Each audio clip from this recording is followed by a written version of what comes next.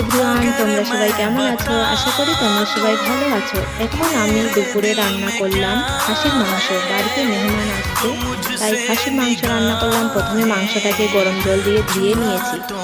তারপর আদা বাটা, রসুন বাটা, পেঁয়াজ কুচি, জিরে বাটা, শুকনো লঙ্কা, 200 গ্রাম তেল, গোটা জিরে, লবণ, হলুদ, কালো এলাচ, সাদা এলাচ, গোটা রসুন ভালো করে মেখে নিয়েছি। তারপর উনুনে দিয়েছি।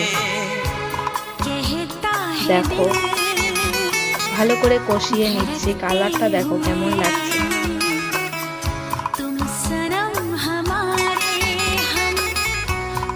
তেজপাতা দিয়েছি। তারপর কষিয়ে নেওয়া হয়ে গেলে ধনিয়া গুঁড়ো আর জিরের গুঁড়ো দিয়েছি। মিট মশলাও দিয়েছি। দিয়ে ভালো করে আবারও কষিয়ে নিয়েছি। রেডি খাসির মাংসের ঝোল। কেমন হয়েছে জানাবে। আর তোমরা সবাই দুপুরে লাঞ্চে কে কী খাচ্ছ কমেন্ট করে জানাবে। শুভ দুপুর। আল্লাহ হাফিজ।